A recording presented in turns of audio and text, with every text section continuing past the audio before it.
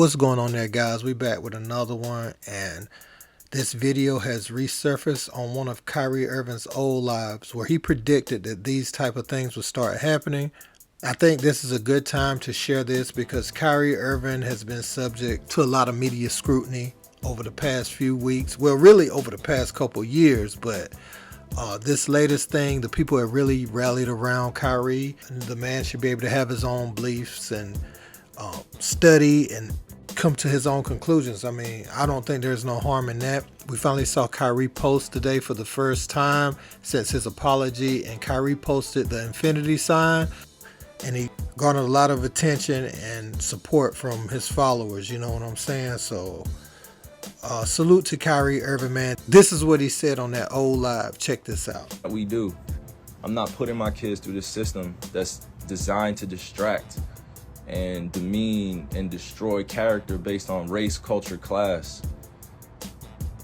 I'm a native and I'm a black man or African man. I had to identify that because that's what was given to me in this Euro-centralized society. I had to identify as a race. I had to identify as a culture. I have to identify what my religion is. But the reason why I'm speaking like this is because to my generation and to the older generation, we can't have this. That's enough talking. We can't have this.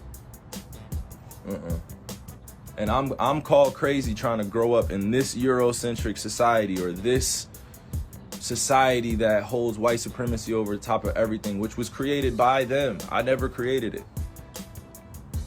How can I be sane in a society that calls me crazy for trying to live a moral, just life, a principle-led life? I didn't grow up seeing color. I didn't grow up seeing, religion and culture, bro. It was taught to me. It was taught to me. I grew up in school with this stuff. I had experiences. We have to reclaim a few things. We have to eat well. That doesn't mean just going vegan. We have to eat well. You have to eat well. You have to treat your body right. You have to treat your mind right. You have to know what you're putting in here. You have to let go of things. You know what I'm saying? I'll give you an example. I had to let go of seeing my ancestors buried in places that have been covered up by lakes. I had to go see museums with nooses around my ancestors' necks. I had to go see lawmakers that are still living today that put a lot of my family members in bondage or in prison or oppress them in some type of way. I had to go see that, and I had to let go of that energy, that hateful energy that I had in order to move on in this world, to talk openly. Because if I didn't let it go, I would have been walking around as what? The angry black man. Heartedly say, I know Kyrie Irving is not anti-Semitic. When given the chance to say, are you anti-Semitic or not, he didn't say, no, I'm not anti-Semitic. At the press conference, tell us about that movie, why he did. He said, stop dehumanizing me. And the movie is saying white Jews invented the Holocaust and 6 million Jews didn't get killed. Okay, I know that isn't right. Right. There's a gigantic historical record. Jewish people know when you dehumanize us this way, we know what's around the corner. So in that same statement as those are the tropes that dehumanize Jewish people, the same buck breaking. What's that? I don't really know what that means, to be perfectly honest. The slave masters would bring the buck, the one that gets out of line. So all the other slaves would see lash after lash, showed them the power to set an example.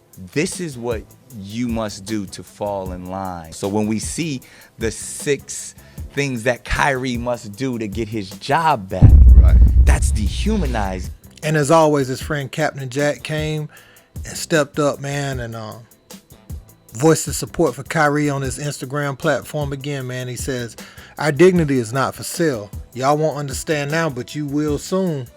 We don't have the power to force people to apologize for wronging us, but the shift is coming. Trust me. It was written.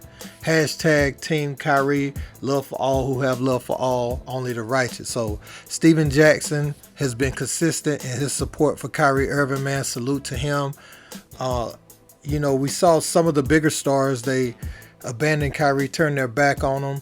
And I noticed today that Stephen A. and ESPN, they didn't lead with Kyrie's story today because of the backlash. And so it's kind of to me, it's kind of showing that the media game, how rigged it is. It's just proving Kyrie's point. I mean, if these shows didn't lead with LeBron James and the Lakers, they were talking about Kyrie every day, but that's not how the show came on today. So when they start getting that negative backlash when people band together, man, they have to change the narrative, because people's not going to put up with that. You know what I'm saying? So salute to Kyrie Irving. I also saw former NBA player Royce White, who they labeled crazy, that he had mental issues. I think he had a fear of flying or something like that, and they were trying to call him crazy.